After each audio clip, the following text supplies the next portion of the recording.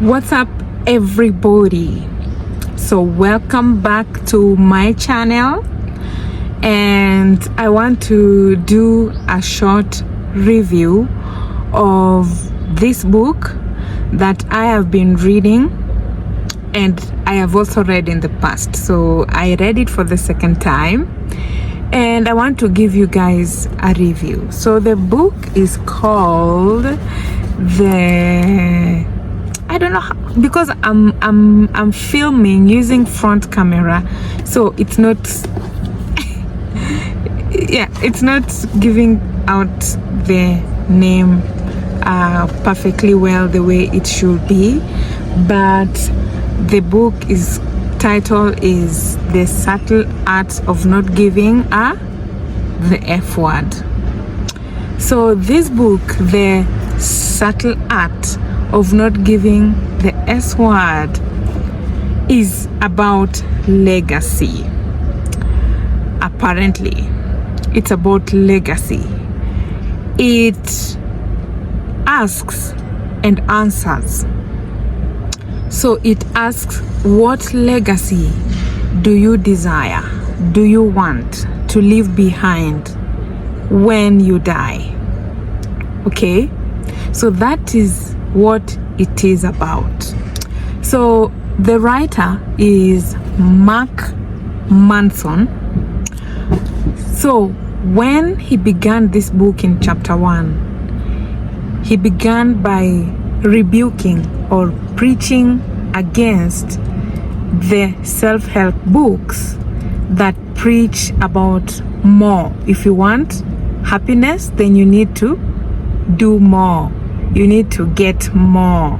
If you want happiness, you need to get more. If you want to be successful, you need to do more.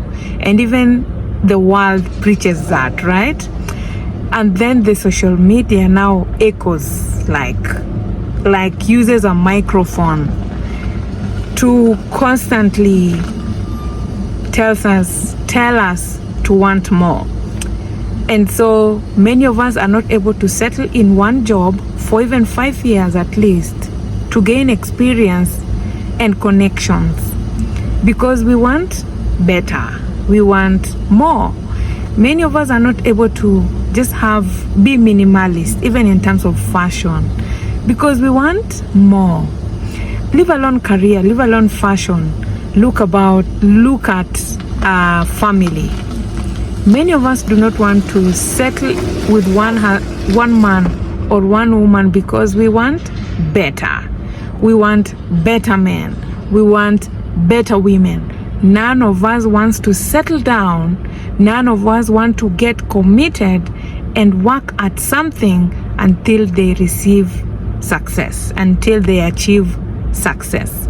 So Mark Manson is saying, yes, many self-help books, the world, the social media is preaching more, is preaching get more in order to be happy. You need to be richer, you need to be more beautiful, you need to be better. And him is preaching commitment. So this book is about commitment. He's saying, how about if we would focus our attention on one thing, give it our undivided attention, work hard at it until we achieve success, because success comes with happiness. According to Mark, the definition of happiness is when we solve a problem. So he says, when you solve a problem, then you achieve happiness. And so he's saying, how about we focus on one problem, achieve happiness, achieve success, achieve happiness, because happiness is a result of solving problems. Then the happiness will motivate you to solve another problem. The next problem, once you achieve it, you'll also achieve happiness. And then now, because you're happy, you're motivated to solve another problem. So he's preaching commitment. He's preaching giving few important things, undivided attention, and not dividing your attention to different and many things, and then you end up not even achieving any, and then at the end of the day you have no legacy that you have left behind, and you have regrets, you have worries. He also is talking about, he says commitment comes with challenges, because you have left out so many options. You're settling on one thing, and it comes with challenges. And the challenges are like worry, the challenges are like overthinking, the challenges are like difficulty.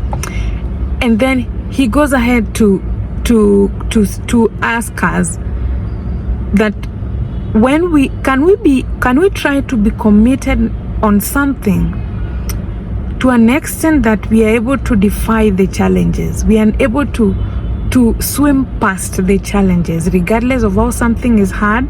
You commit to it until you achieve what you want.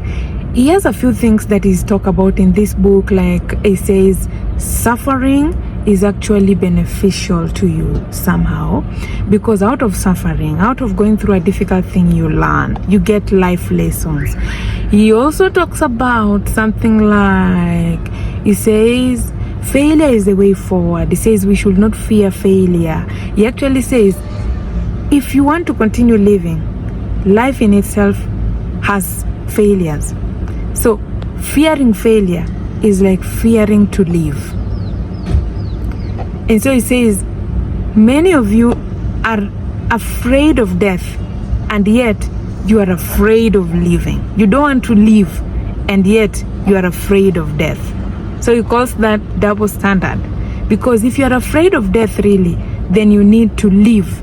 And living involves living beyond fear, living beyond the challenges, and just being strong and committed. He says when you're strong and committed despite the challenges, then at the end of the day, when you die, you leave legacies.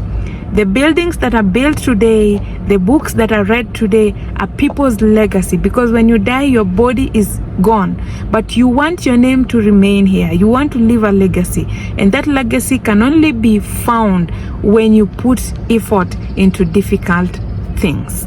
Okay, so I want to read for you something small here. Let me find it. I wrote something tiny, an excerpt from his book, I think in chapter 8. He says, there is freedom and liberation in commitment.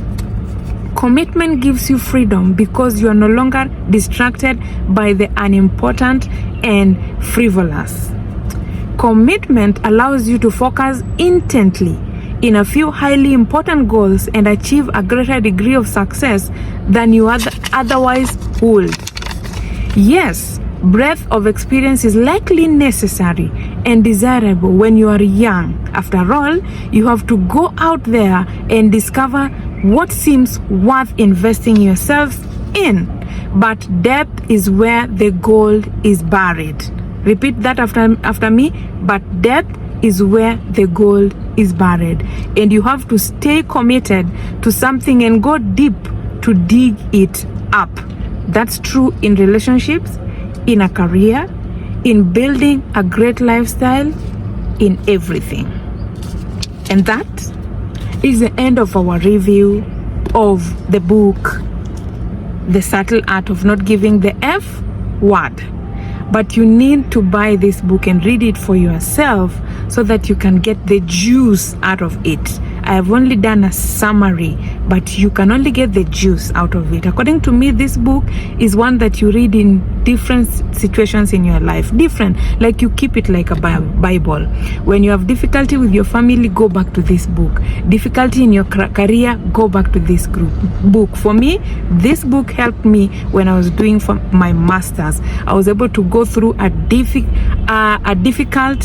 lecturer, and I managed to graduate with my master's. So that's how important this book is. So get it, okay?